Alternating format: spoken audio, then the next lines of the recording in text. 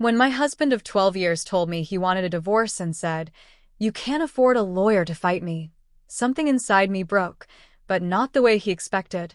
Stick with me while I share my story, and if it touches you, don't forget to support our channel by hitting that subscribe button, dropping a like, and sharing it with the people you care about. That night started like any other. I was finishing dinner when Ethan walked in, wearing the same sharp suit he always did. But there was something different. His eyes were colder, his tone distant. He didn't even sit down. He just stood there, holding a manila envelope, and said flatly, "Jessica, I want a divorce." For a moment, I couldn't breathe. I stared at him, waiting for a sign that it was a cruel joke, but his face stayed hard. He dropped the envelope on the counter like it meant nothing. My hands trembled as I opened it. Divorce papers, already signed on his end. He didn't even look sorry. "I'll be taking the house," he added casually. "It's under my name anyway. You'll get some money to start over. Don't bother getting a lawyer. You can't afford one, and it won't change anything." The way he said it broke something inside me. Not my heart, that had already started cracking months ago, but something deeper. It was disbelief mixed with humiliation. I had supported him for years, stood by him when he started his real estate firm, and managed our bills when money was tight. I believed we were a team. Clearly, I was wrong. I tried to ask why, but he cut me off. "Don't make this harder, Jess. You'll be fine." Then he turned and walked upstairs, like it was just another night. A few minutes later, I heard him on the phone laughing. A woman's voice echoed faintly in the background. I went to our bedroom later, hoping to talk, but he was packing a suitcase. "I'll stay somewhere else until things are finalized," he said without looking at me. "I've already spoken to a realtor about listing the property." It felt like my world was collapsing around me. Every photo on the walls, every memory in that house, now felt poisoned. I sat on the edge of the bed after he left, trying to understand how 12 years of marriage could end with a single sentence. That night, I couldn't sleep. I walked through every room in silence, touching the furniture we picked together, the curtains I sewed by hand, the kitchen table where we'd shared countless meals. It didn't feel like my home anymore. It felt like evidence of a lie. I didn't cry right away. I just sat there, numb. But deep down, under all the pain, something began to stir. A quiet, steady voice that said, "He doesn't get to decide how this ends." I didn't know how, but After that night, things between Ethan and me changed completely. It was like I was living with a stranger. He barely looked at me, barely spoke to me, and when he did, his words were cold and sharp. I started to realize that maybe this distance hadn't started suddenly. It had been building for a long time. Months before the divorce papers appeared, Ethan had started coming home late. At first, he said it was work. "Deals take time," he'd tell me, loosening his tie and pouring himself a drink. I believed him. I always believed him. But then, his excuses got weaker. Sometimes he'd come home past midnight, smelling of perfume that wasn't mine. Other times, he wouldn't come home at all. I tried to talk to him about it. I asked if everything was okay, if work was stressing him out. He laughed and told me I was being dramatic. "Not everything is about you, Jess," he said one night, rolling his eyes. The way he said it stung more than I expected. Soon after, he started making comments about my job. I'd been an accountant for years, steady and reliable. I didn't make the kind of money he did, but I was proud of what I earned. One evening, while I was working on our monthly expenses, he looked at me and said, "You know, for someone who spends her days staring at numbers, you don't seem to understand how real business works." That wasn't the Ethan I knew. Or maybe it was, and I had just been too blind to see it. My friends noticed before I did. My best friend, Laura, mentioned something over coffee one afternoon. "Jess, who's that new assistant Ethan hired? Brielle, right? She's been posting pictures from all those work trips. He's in every one of them." I brushed it off immediately. "It's nothing," I said, forcing a smile. "He's just mentoring her. That's all." But my stomach twisted as I said it. I didn't want to believe it because believing it meant facing the truth, that Ethan might already be replacing me. The signs became harder to ignore. He started dressing better, using new cologne, buying gifts he claimed were for clients. He'd text during dinner and hide his phone when I walked by. When I asked if he was seeing someone, he snapped, "You're paranoid. You should be grateful I even come home." That word, grateful, hit me like a slap. Grateful? For what? For being ignored? For being treated like I didn't matter? That night, I realized this wasn't just distance, it was control. The man I loved had been slowly making me smaller, piece by piece, until I barely recognized myself. I started to see the pattern clearly, how he'd twist my words, how he'd make me question my own feelings. Every insult came disguised as advice, every cruel comment followed by, "I'm just being honest." It wasn't honesty. It was manipulation. And for the first time in a long while, I stopped trying to fix things. I started paying attention. Because somewhere deep down, I knew Ethan's betrayal ran deeper than late nights and cruel words. I just hadn't found the proof yet. Promised myself one thing: I wouldn't let him destroy me. Not like this. A few days after handing me the divorce papers, Ethan came by the house again. He didn't knock, he just walked in like he still owned every inch of it. I was sitting at the dining table with a cup of coffee, trying to figure out what my next step would be. He looked around like he was already inspecting the place for sale. "I've moved out," he said, voice calm and cold. "I'm staying with Brielle for now. It just makes sense." The words hit me hard, even though I had already suspected it. Hearing her name come out of his mouth so casually felt like being punched in the chest. I stayed quiet, staring at the table. He didn't even flinch. "I'll be putting the house on the market next week," he continued. "It's under my name, so the process should be simple. I'll have my lawyer send you the final papers." I finally looked up at him. "You're selling our home?" I asked, my voice shaking. "The home we built together?" He smirked. "My home, Jessica. You didn't build this. I did. You wouldn't even have been able to afford this neighborhood without me." I couldn't believe what I was hearing. All those nights, I stayed up helping him balance his books, the early years when we scraped by to make mortgage payments. None of it mattered to him. He looked at me like I was a burden he was finally free of. Then came the part that burned the most. "You really don't have to make this harder than it needs to be," he said. "You can't afford a lawyer and you don't want to drag this out. Just sign the papers and walk away with some dignity. I'll make sure you get something to start over with. Maybe enough for an apartment." It wasn't just cruel, it was humiliating. The man who once promised to protect and love me was now mocking me for not earning as much as he did. I felt small and powerless, like he wanted me to. He turned to leave, pausing only to say, "Brielle and I will handle the sale details. I'll send movers for your things when it's time." I sat there after he left, my hands shaking around the coffee cup. I had never felt so worthless. He had everything planned: the lawyer, the sale, even his new life with her. He'd been preparing for months, while I was still trying to fix what I thought was a broken marriage. But as I sat there, something inside me shifted. Yes, I was hurt, but I wasn't stupid. I had managed our finances for years. I knew every transaction, every investment, every account he tried to hide behind his business. He thought I'd be too weak to fight, too broke to stand up for myself. What he didn't realize was that I'd spent my life understanding numbers, patterns, and details. I knew where his money came from, and maybe, just maybe, where it was quietly disappearing. Ethan had taken everything from me emotionally, but he had underestimated me. After Ethan left, the house felt empty, but strangely calm. I stopped crying.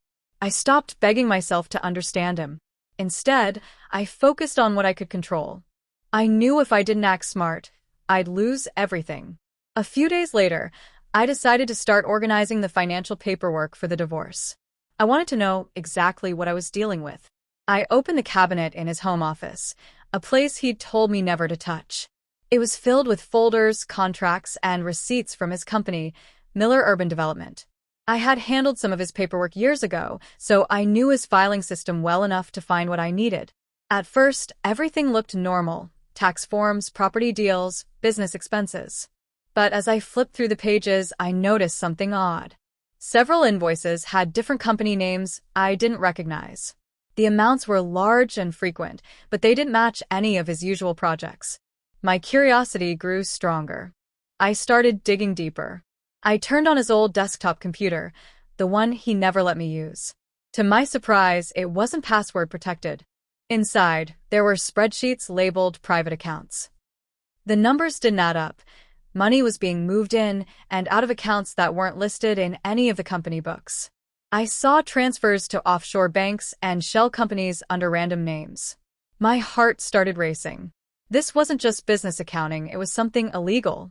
The realization hit me hard. Ethan wasn't just cruel and arrogant. He was committing fraud.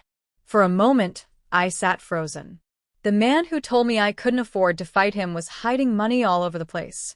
He had underestimated me, thinking I wouldn't notice or even look. But this was my field. Numbers told me everything I needed to know. I took a deep breath and grabbed my laptop. I started copying the files carefully, emails, spreadsheets, contracts, everything that showed a pattern. I moved them to a flash drive and hid it inside a box of old family photos in the attic. My hands were shaking, but I knew this might be the only way to protect myself. As I continued, I found one document that made my stomach twist. It was a payment made to an agent overseas, marked confidential transaction. The amount was enough to buy another house. I didn't know what he was buying, but I knew he didn't want anyone finding out. By the time I was done, it was past midnight. I sat there, staring at the computer screen, realizing how deep his lies went. He wasn't just trying to leave me, he was trying to erase me from everything, financially and emotionally. But now I had something he didn't expect. Proof. Real, solid proof that could destroy his career if used correctly. I turned off the computer, locked the office door, and went to bed with one thought running through my mind. Ethan thought he was untouchable. But soon, he was going to learn that I wasn't the helpless woman he believed I was. Completely. And that would soon become his biggest mistake. The next morning, I woke up feeling different. The sadness was still there, but it no longer controlled me. I knew what I had to do. I wasn't going to let Ethan destroy me quietly. If he wanted a fight, he was going to get one, but not the kind he expected. I started by going through my old contacts, searching for someone I could trust. That's when I remembered Ryan Turner, an old friend from college. He was one of the smartest people I knew, now a financial attorney who specialized in corporate fraud. We hadn't spoken in years, but I decided to take the chance. I called him the same afternoon. My voice shook as I explained the situation, leaving out the emotional parts and focusing on what I'd found. There was silence for a moment on the other end before he said, "Jess, send me everything. Right now." I hesitated. "You think it's really that serious?" "I think," he said slowly, "your husband's been doing something that could land him in prison if you handle this right." I scanned and sent over copies of the documents and spreadsheets I'd discovered. Within hours, Ryan called me back. His voice was sharper this time. "You weren't wrong. Those accounts are illegal transfers. He's hiding millions, Jess. Don't tell anyone you found this. Not a word. Let him think you're still broken." I promised him I would. Over the next few days, Ryan and I worked quietly. He guided me on what to do, what to keep, what to back up, and how to act around Ethan. He offered to represent me for free, saying, "This isn't about money. It's about justice." That meant everything to me. For the first time in weeks, I felt like I wasn't alone. When Ethan came back to the house to finalize some documents, I did exactly what Ryan told me to do. I played the part. I smiled weakly, nodded at everything he said, and pretended to accept defeat. "You were right," I told him softly. "I can't fight this. I just want peace." He smirked, clearly enjoying his victory. "Good choice," he said. "You're being smart for once." I wanted to slap that smug expression off his face, but I didn't. I let him believe he had won. The more confident he felt, the sloppier he would get. When he left, I closed the door slowly and exhaled. My hands were shaking, but this time it wasn't from fear, it was from power. Each night after that, I worked in secret with Ryan. We built our case carefully, collecting more proof from Ethan's accounts, business partners, and past transactions. I learned to mask my emotions completely when Ethan called or texted. I kept my tone calm, polite, even kind. He thought I was weak, defeated, and ready to walk away quietly. But underneath that act, I was building something strong, a plan that would take everything he valued away from him. He had told me once that I couldn't afford a lawyer. He was right, I couldn't. But I didn't need money. I had truth, patience, and a powerful ally. And soon, Ethan would realize that the woman he tried to break was the one who was going to bring him down. A few weeks later, Ethan started showing up in the news and social circles again. He was always the kind of man who loved attention, and now that he had Brielle by his side, he seemed eager to show her off. I started hearing from mutual friends that he was taking her everywhere: business dinners, charity events, even interviews. He wanted the world to see his new beginning. The hardest part came when I got an invitation to the annual charity gala I used to organize. It had always been one of my proudest accomplishments, a fundraiser for families in need that Ethan and I used to host together. I almost didn't go that year. The thought of seeing him with her made my stomach turn. But then I realized something. I had spent too long hiding while he paraded around like he'd already won. I wasn't going to give him that satisfaction. So I went. I wore a simple black dress, nothing too flashy, but enough to make me feel strong again. When I walked into the ballroom, I could feel the stares immediately. Whispers followed me wherever I went. People weren't subtle. They glanced at me, then at Ethan, standing near the stage with Brielle on his arm. She looked exactly how I expected. Young, polished, trying too hard to fit into a world she didn't understand yet. Ethan looked proud, like he was showing off a new trophy. When his eyes met mine, there was a flicker of surprise, then amusement. He leaned down and whispered something to Brielle, and they both laughed. I didn't react. I refused to give them that power. As the night went on, I kept my composure. I smiled, greeted people, and made small talk. I didn't bring up the divorce or his betrayal. I wanted to show them all that I was fine, that he hadn't broken me. Later that evening, as I was stepping out to get some air, Brielle found me near the terrace. Her tone was smug, her smile too sweet to be genuine. "You're brave for coming here," she said. "I don't think I could show my face if I were in your position." I looked at her calmly. "And what position is that?" She tilted her head. The ex-wife, who didn't know her husband was done with her until it was too late. She chuckled softly and added, "You should have known your place." For a moment, I almost let her words sting. But instead, I smiled, a calm, steady smile that seemed to confuse her. "Oh," I said quietly, "I do now." She blinked, unsure what I meant. I walked away, without another word. That one sentence was all I needed to say. As I left the event that night, I didn't feel humiliated anymore. I felt powerful. Every whisper, every fake smile, every cruel glance only reminded me of what I was about to do. They saw a woman who'd been replaced. What they didn't know was that I was already building the storm that would take Ethan and everything he valued down to the ground.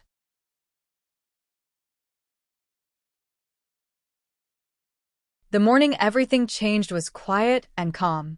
I sat in my kitchen with a cup of coffee, staring at the folder that held months of work, proof of Ethan's lies, his hidden accounts, and his fake business deals. Ryan had gone over every detail twice. It was airtight. Everything was ready. That day, we filed 2 sets of documents. The first went to the state attorney's office, evidence of Ethan's financial crimes. The second was my divorce filing, complete with full disclosure of his hidden assets and records of his affair with Brielle. I felt a mix of fear and relief as I handed them over. It was finally out of my hands. Ryan looked at me as we left the office. "Once this hits him, Jess, he's going to panic. Don't respond to anything he says. Just let the law do the work." I nodded, though my stomach was tight with nerves. I had spent so long pretending to be defeated that part of me almost believed it. But now, everything was different. I wasn't the quiet, scared wife anymore. I was ready to fight. That afternoon, Ethan was having lunch with a group of investors at a downtown restaurant. I knew because he still used the joint business account to pay for those fancy meals. Ryan told me later what happened. One of the servers delivered an envelope to his table, marked with my lawyer's seal. He opened it casually at first, probably expecting routine paperwork. But as his eyes scanned the pages, his whole face changed. The confidence drained from him. He stood up, muttered something, and stormed out of the restaurant. His investors were left sitting there, confused and whispering among themselves. Within hours, my phone started buzzing. He called, then texted. I didn't answer. The messages turned from calm to furious. "What did you do?" he wrote. Then another. "You're making a mistake." The last one was shorter. Just, "You'll regret this." I didn't reply to any of them. That evening, Ryan called to update me. "It started," he said. The state attorney's office opened a preliminary investigation. Once they confirm the documents, it'll move fast. He's in serious trouble. I thanked him quietly. When I hung up, I finally allowed myself to breathe. For months, Ethan had made me feel powerless, like everything was slipping out of my hands. Now the balance was shifting. I imagined his expression. How shocked he must have been to realize that I wasn't broken, that the woman he mocked for not being able to afford a lawyer had outsmarted him completely.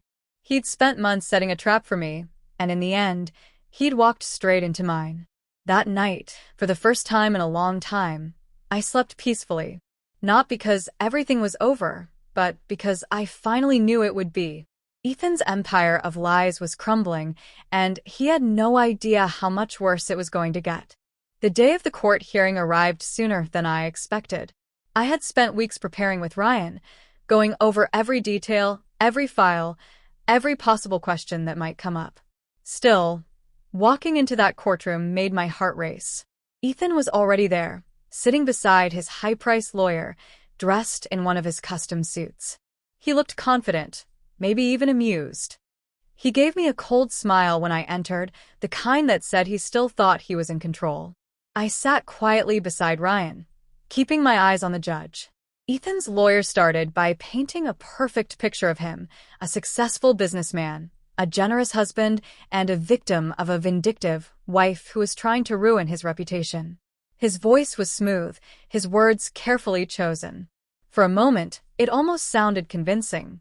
But then it was our turn. Ryan stood up calmly and began to speak. "Your Honor," he said, "we have evidence that Mr. Miller has not been honest about his financial situation." He handed the judge a folder filled with copies of the files I had found, the fake invoices, the offshore accounts, the hidden properties. As he explained each piece, Ethan's lawyer shifted uncomfortably in his seat. Then came the moment that changed everything. Just as Ethan's lawyer tried to argue that the evidence was taken out of context, two prosecutors from the state attorney's office entered the room. The judge paused as they handed over a sealed document. "Your Honor," one of them said, "this pertains to an active criminal investigation involving Mr. Miller's company." Ethan's face went pale. He turned toward his lawyer, whispering rapidly. The confidence he had carried for months was gone in seconds. The courtroom grew tense as the judge reviewed the document, her expression firm. When Brielle was called to testify, she looked terrified. She avoided Ethan's eyes completely. Under pressure, she admitted that she had helped him move money between accounts and sign false documents, claiming she didn't know how illegal it was at first. Her voice shook as she said, "He told me it was just temporary, that everyone did it." Ethan's lawyer tried to stop her, but it was too late. Every word, she said, dug his hole deeper. By the time it was over, there was nothing left for him to say. The judge looked directly at Ethan and said, "This court finds that you have intentionally hidden assets and committed fraud. The property in question, the marital home, will remain under Mrs. Miller's ownership." She continued, outlining the settlement. "I would receive full ownership of the house, a significant share of his business profits, and the private holdings registered in my name." Ethan didn't move. He just sat there, staring at the table. The same man who once told me I couldn't afford to fight him couldn't even lift his head. When the gavel finally struck, I felt a weight lift off my chest. I didn't smile, I didn't celebrate. I simply stood up, thanked Ryan quietly, and walked out of that courtroom with my head high. For the first time in a long time, I wasn't afraid. Ethan's money and power had failed him, and all he had left was the wreckage of his own choices. The news spread faster than anyone expected. Within a week of the court ruling, Ethan's company started falling apart. Investors began pulling out, business partners distanced themselves, and the media was flooded with reports about his fraud investigation. The man who once bragged about being untouchable was suddenly at the center of a scandal that everyone wanted to talk about. His face appeared on every news channel, but not as a respected businessman anymore. Reporters described him as a fraudster, a manipulator, and a liar. His offices were raided by authorities, and his accounts were frozen. Every luxury he had once flaunted, his cars, his private memberships, his lavish trips, was gone within days. His empire had been built on lies, and now it was crumbling piece by piece. Jessica watched it all unfold quietly. She didn't celebrate or gloat. She had already moved beyond him emotionally. Still, there was a quiet satisfaction in seeing justice finally catch up to him. For years, he had made her feel small, powerless, and dependent. Now, it was clear who had truly been in control all along. When the court's final orders were carried out, Jessica moved back into the house Ethan had tried to take from her. The place that had once felt heavy with memories of his cruelty now became her sanctuary. She redecorated it completely, new colors, new furniture, new light. Every room she changed felt like reclaiming a part of herself that he had tried to erase. The home that once symbolized her pain became her sign of freedom and strength. Neighbors who used to whisper out of pity now greeted her with respect. Her friends came by more often, helping her paint and laugh again. For the first time in years, she could breathe without fear of being judged or controlled. Meanwhile, Ethan's downfall continued. His closest associates turned on him to save themselves. Several of them testified against him in exchange for lighter penalties. With each revelation, his situation worsened. Eventually, the authorities pressed criminal charges for fraud, tax evasion, and embezzlement. The day he was arrested, Jessica received a call from an unknown number. She didn't have to answer to know who it was. Still, she looked at the screen for a moment. It was Ethan calling from jail. Her phone rang for a few seconds, but she didn't pick up. There was nothing left to say. The man who once spoke to her with arrogance and cruelty was now desperate for a voice from the outside world, and she had no reason to give him one. She pressed decline, set the phone down, and continued arranging flowers on her kitchen table. The sunlight poured through the windows, warm and peaceful. She smiled softly to herself, realizing she no longer felt anger or bitterness. What she felt was peace. Pure, quiet peace. Ethan's empire was gone, but she had rebuilt herself stronger than ever. And that, she knew, was the real victory. Months passed, and life slowly began to take a new shape for Jessica. The chaos had ended, leaving behind silence and space to rebuild. But Jessica wasn't the same woman who once cried over broken promises and betrayal. She had learned the strength that comes from survival, the courage born from standing up for yourself when no one expects you to. Instead of returning to her old accounting job, Jessica decided to start something new, something meaningful. She opened a small financial consulting firm, focused on helping women who had gone through similar experiences, financial manipulation, dependence, or abuse. Her goal was simple: to help them understand money, build independence, and never be trapped again. At first, she worked out of her home office. Her first client was a young mother who had been left penniless by her ex-husband. Then came another and another. Word spread quickly through quiet recommendations. Within 6 months, her firm had grown into a proper office downtown, filled with women who believed in what she was doing. Jessica didn't share her full story often. She didn't need to. Her calm confidence and steady voice were enough to inspire trust. Every time she saw a client walk out of her office standing taller, she felt something heal inside her too. She was turning her pain into purpose, and that made every struggle worth it. Ryan, her old friend, and the lawyer who helped her through everything, visited often to check in. He teased her about how fast her business was growing, calling her the woman who beat a millionaire and became one herself. Jessica laughed, but she never let success change her. She stayed humble, Remembering the nights, she sat alone with nothing but fear and a folder of documents that would one day save her. Her home, the same house Ethan tried to steal, was now full of warmth and light. She decorated it with art that represented freedom, soft blues, golden tones, and open spaces. Every detail reminded her that she had survived something meant to destroy her. One quiet evening, after finishing some paperwork, Jessica poured herself a glass of wine and stood by the window. The city lights reflected softly through the glass as she looked around her living room, the same space where her husband once told her she would never win. She smiled faintly and whispered to herself, "You said I couldn't afford to fight. Turns out I couldn't afford not to." It wasn't said with anger, just calm certainty. Her revenge had never been about destroying Ethan. It had been about reclaiming herself. She didn't need the world to know her story to feel powerful.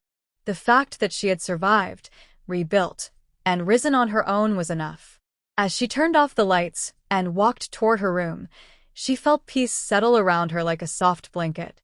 The past was behind her. The future was hers to shape.